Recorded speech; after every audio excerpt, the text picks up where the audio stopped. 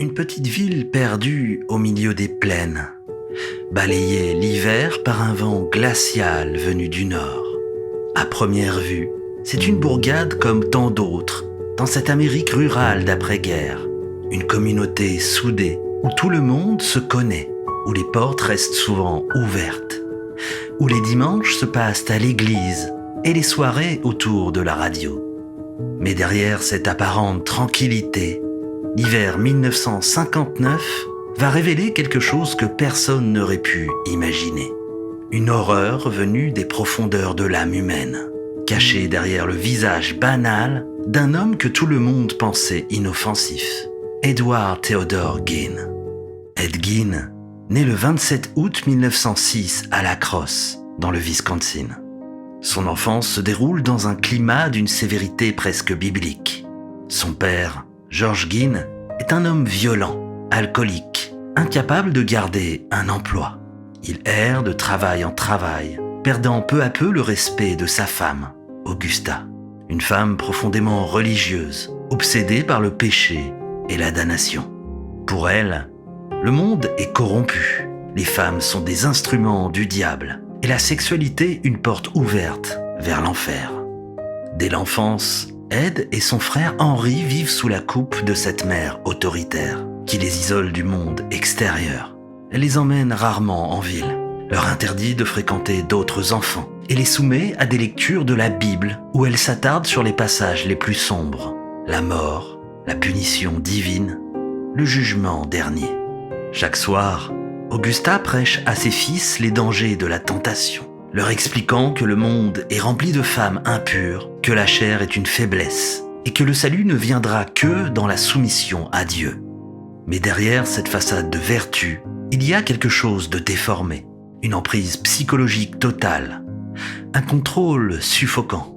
Ed grandit dans la peur du monde extérieur, mais aussi dans une dévotion maladive envers sa mère.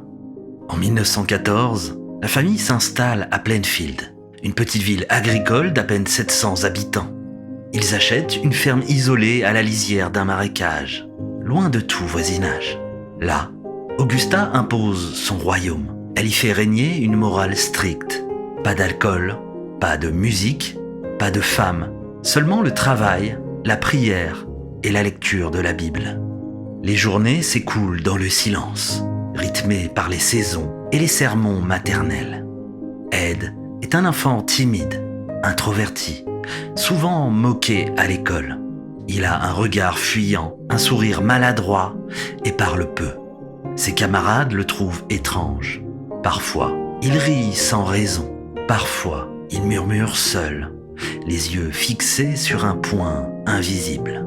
Mais il est poli, serviable, et malgré sa réserve, les enseignants remarquent son intelligence.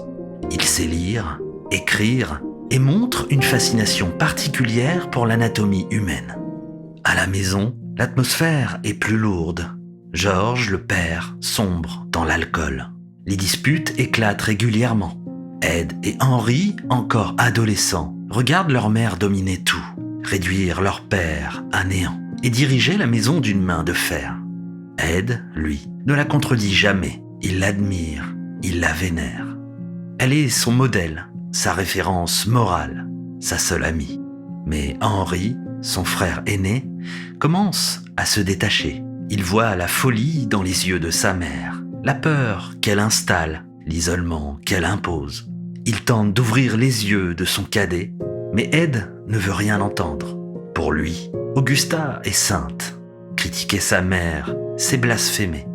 En 1940, George meurt d'une insuffisance cardiaque liée à l'alcool. Ed et Henry restent seuls avec leur mère. Ils continuent à travailler à la ferme, vivant chichement des quelques récoltes et petits travaux dans la communauté.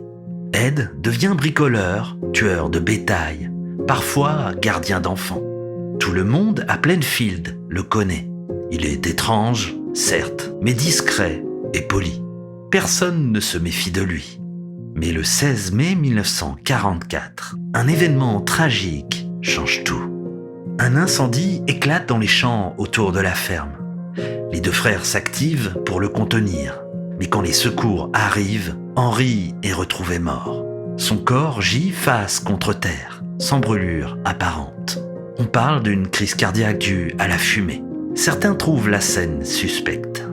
La tête d'Henry présente une blessure et Ed aurait conduit les pompiers directement vers le corps, comme s'il savait exactement où le trouver.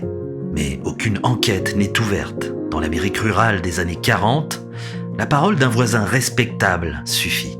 L'affaire est classée. Ed est désormais seul avec Augusta, et cette solitude va achever de briser le peu d'équilibre qui lui restait. Après la mort d'Henry, la relation entre Ed et sa mère devient plus fusionnelle encore. Mais Augusta, vieillissante, tombe malade. Elle souffre d'une attaque cérébrale et Ed la soigne avec dévotion. Il reste à ses côtés jour et nuit, la nourrit, la lave, lui parle, lui lit des passages de la Bible. Puis, un jour, un événement anodin va tout précipiter. En rendant visite à un voisin, Ed et Augusta assistent à une scène. Un homme bat son chien et une femme tente de l'arrêter. Augusta est horrifiée, pas par la violence, mais par la présence de la femme. Pour elle, cette scène symbolise le péché. Elle rentre, bouleversée, maudissant la femme qui a tenté de s'interposer.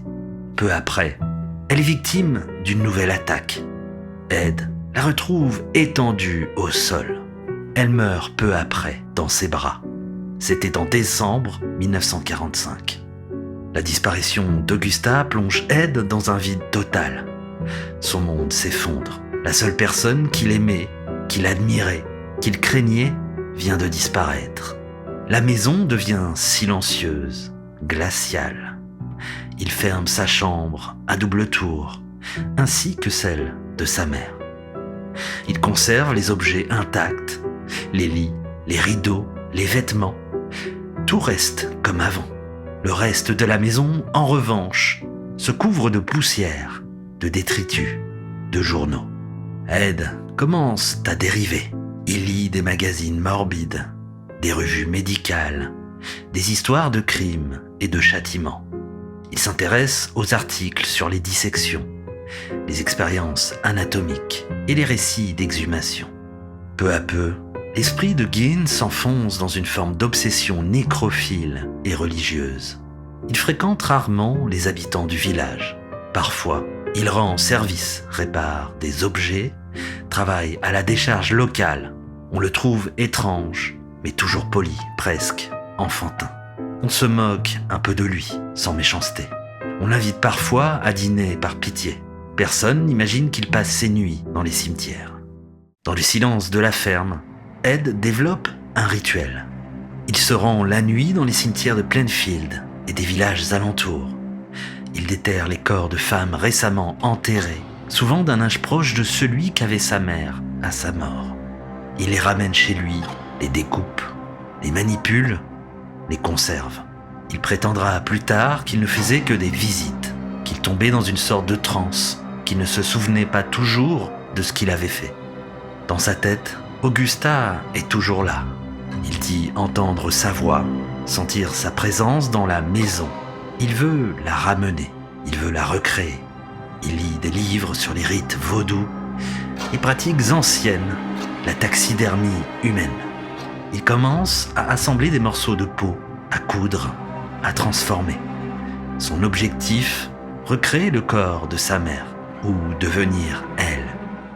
Pendant des années, cette folie reste cachée. Plainfield continue sa vie tranquille. Ed, lui, travaille parfois pour les fermiers, garde les enfants, nettoie des maisons.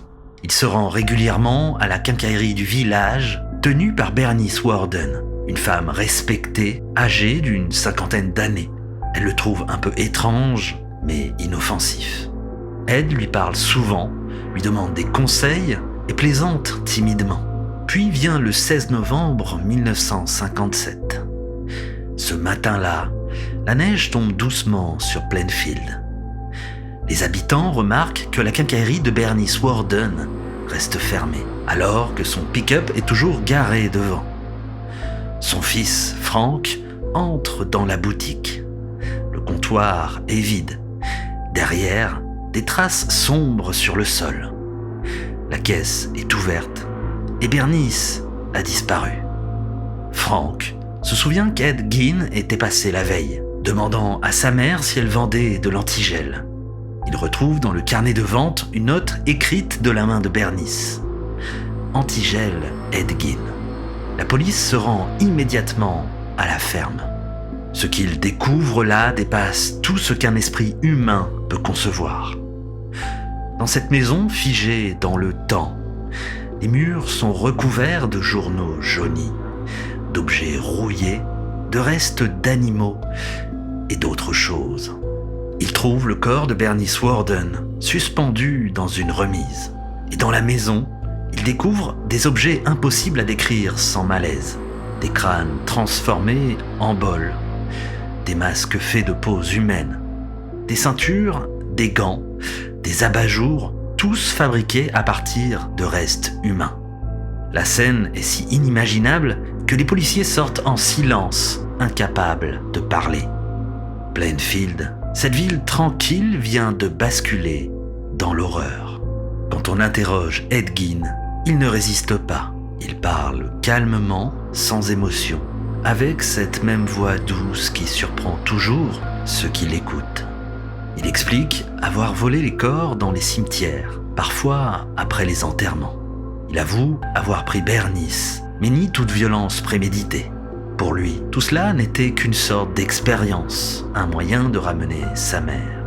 Le shérif, en l'écoutant, comprend qu'il n'a pas affaire à un criminel ordinaire, mais à quelque chose de plus profond, de plus dérangé.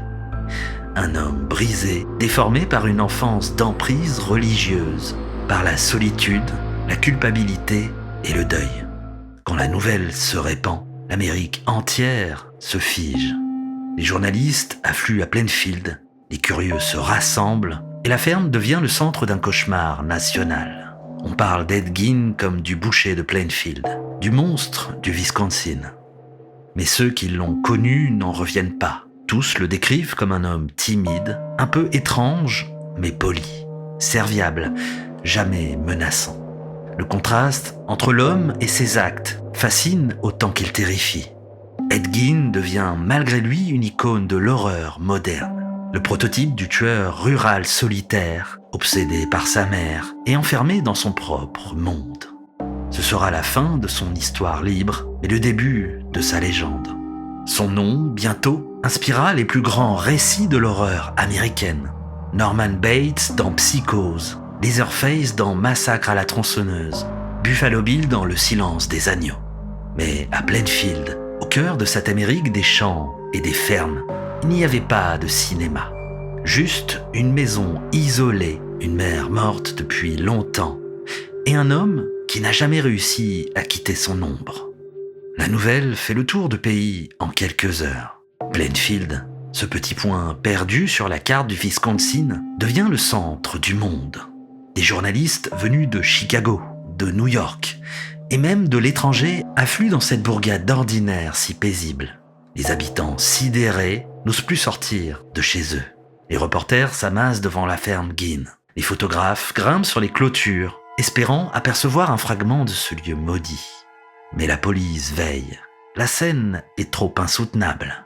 Ce qu'ils ont découvert là-bas, personne ne veut en parler. Les journaux parlent d'une maison de l'horreur, mais ce n'est pas un décor de cinéma. C'est la matérialisation d'un esprit malade, le reflet physique de la folie d'un homme rongé par la solitude et les fantômes de son passé. Tout y respire la mort, la poussière, la foi tordue et la peur. Dans la cellule du petit poste de police de Plainfield, Ed Gein reste calme. Il parle peu, regarde souvent le sol et semble incapable de comprendre l'ampleur de ce qu'il a fait. Il n'a ni colère, ni remords, juste cette étrange douceur dans la voix, cette politesse dérangeante. Quand on lui demande pourquoi il a fait tout cela, il répond simplement « Je voulais ramener ma mère ». Il raconte comment, après sa mort, il avait senti sa présence l'appeler. Comment les voix, la nuit, lui murmuraient de sortir, d'aller chercher des femmes qui lui ressemblaient. Il a dit qu'il ne voulait faire de mal à personne, qu'il voulait seulement la revoir une dernière fois. Ces mots glacent les enquêteurs. Les experts médicaux sont convoqués. Très vite, on comprend qu'Ed Gein n'est pas un criminel ordinaire. Les psychiatres le décrivent comme un schizophrène paranoïde, souffrant d'hallucinations et d'un profond trouble de l'identité. Il vivait dans un univers psychique dominé par la figure maternelle, mêlant culpabilité, pulsion de mort et dévotion mystique. Les psychologues fouillent dans son passé, dans son enfance sous la domination d'Augusta. Ils y voient l'origine de tout. Cette emprise religieuse, cette haine du monde extérieur, cette obsession de la pureté et cette peur panique des femmes, mêlée d'attirance et de rejet. Augusta n'a jamais permis à Ed de devenir un homme. Elle lui a volé son adolescence, son autonomie, sa sexualité, son rapport au monde. Quand elle est morte, il n'a pas su faire le deuil. L'horreur de Plainfield, c'est avant tout le résultat d'une emprise qui n'a jamais cessé. Pendant l'interrogatoire, les policiers découvrent que Gein a également enlevé une autre femme, Mary Hogan, tenancière d'un bar du village voisin, disparue en 1954. L'affaire avait été classée faute de preuves. Mais dans la cuisine de Gein, il retrouve des fragments appartenant à Mary, confirmant ce qu'il redoutait. Gein admet les faits avec la même douceur désarmante. Il raconte avoir ramené Mary parce qu'elle ressemblait à sa mère, parce qu'il voulait lui parler comme avant. Chaque phrase renforce l'impression d'un homme vivant dans un rêve tordu, détaché de toute réalité. Quand il parle de la mort, il ne montre ni horreur, ni émotion. Pour lui, la mort n'est pas une fin, c'est une continuité. Un passage vers un autre état où il pouvait enfin combler l'absence d'Augusta. Le procès de Gein ne commencera que des années plus tard, car très vite, le tribunal le déclare inapte à être jugé. Il est interné à l'hôpital d'État de Central Wisconsin. C'est un bâtiment gris, austère, au couloir sans fin, où résonne le bruit métallique des verrous. Là, Ed Gein passe la majeure partie de sa vie parmi d'autres malades mentaux. Les médecins l'observent, le testent et le questionnent. Et plus les années passent, plus un paradoxe se dessine. Gein est d'une tranquillité déconcertante. Il lit des bandes dessinées, écoute la radio, découpe des articles de journaux. Il se montre poli, serviable, presque attachant. Les infirmiers parlent de lui comme d'un patient modèle qui ne cause jamais de problème. On oublie souvent que la folie la plus noire ne se manifeste pas toujours par la violence ou le chaos. Chez Gein, elle s'exprime dans le calme, dans la banalité, dans cette absence totale de conscience du mal. Pendant ce temps, la ferme devient un objet de fascination nationale. Des milliers de curieux viennent à Plainfield. Certains veulent voir la maison, d'autres veulent simplement toucher la clôture, comme si elle pouvait leur transmettre une parcelle de ce mystère morbide. En 1958, la ferme est mise aux enchères, mais la veille de la vente, un incendie la réduit en cendres. Les pompiers arrivent trop tard. Personne ne sait comment le feu a commencé. Certains disent que c'était un accident, d'autres parlent d'un acte volontaire, d'un village qui voulait effacer la honte. Ce qu'il restait de la ferme Gein disparaît dans les flammes, comme si le Wisconsin tout entier avait voulu brûler ce cauchemar. L'histoire aurait pu s'arrêter là, dans un hôpital psychiatrique, oublié au fil des années. Mais elle ne s'arrête pas. Parce qu'Ed Gein, sans le savoir, a ouvert une porte dans l'imaginaire collectif. Son histoire devient le socle d'une nouvelle forme de peur, la peur du familier. Avant lui, les monstres de fiction étaient des vampires, des loups-garous, des créatures issues du fantastique. Avec Gein, le monstre devient humain. Il n'a pas de crocs, pas de griffes. Il vit à côté de nous, dans une maison banale. Et cette idée, terrifiante, va inspirer le cinéma pour des décennies. En 1960, un film bouleverse le monde. Psychose d'Alfred Hitchcock. Norman Bates, jeune homme timide, vivant seul dans un motel isolé, vénérant une mère morte qu'il conserve dans sa maison.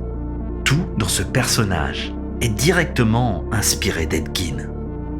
Mais Hitchcock en fait un symbole, celui du refoulement, de la sexualité réprimée, du double visage de la société américaine. Le public découvre un nouveau type d'horreur, intime, psychologique, profondément humaine. Et derrière l'écran, c'est encore Plainfield qui résonne. Dans les années 70, un autre film reprend l'idée, Massacre à la tronçonneuse.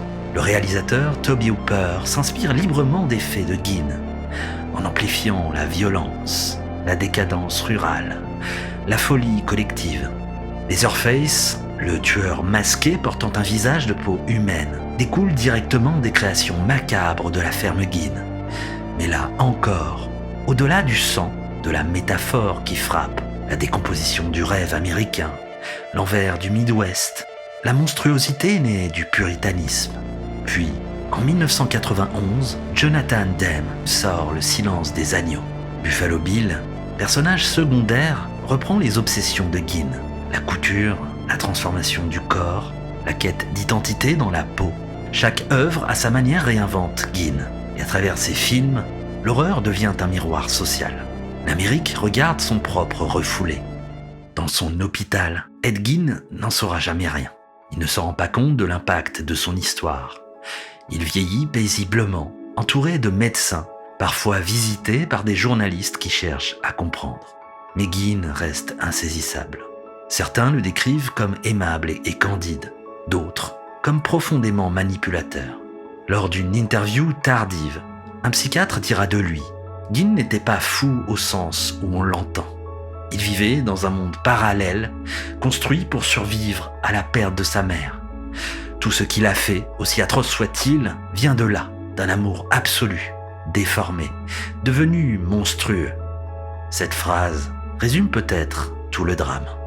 Les années passent. Gein reste interné à Mendota Mental Health Institute, à Madison, dans le Wisconsin. Il y vit tranquillement, coupé du monde, loin des caméras et du vacarme médiatique.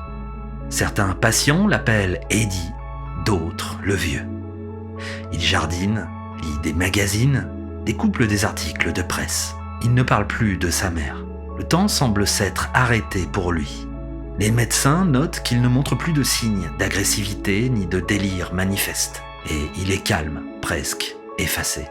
Mais quand on lui demande s'il pense souvent à Augusta, il baisse simplement les yeux et répond « tous les jours ».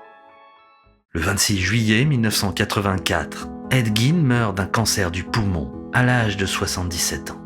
Il est enterré au cimetière de Plainfield, non loin de la tombe de sa mère.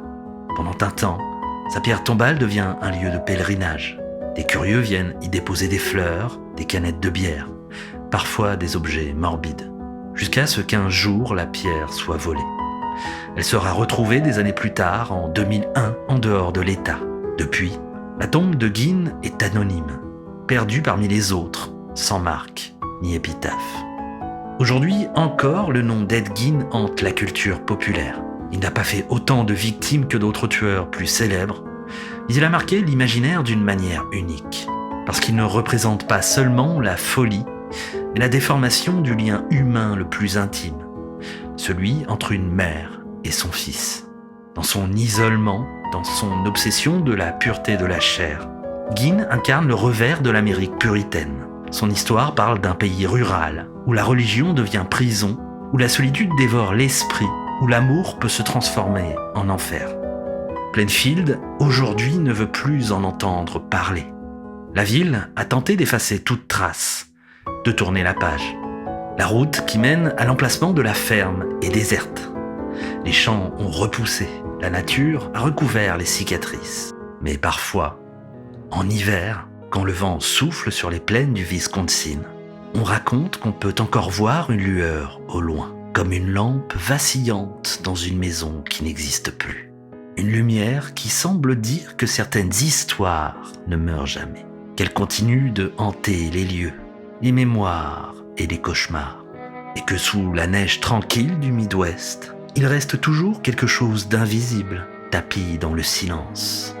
L'histoire d'un homme qui a voulu ramener sa mère, et qui, ce faisant, a changé pour toujours la manière dont l'Amérique regarde la folie.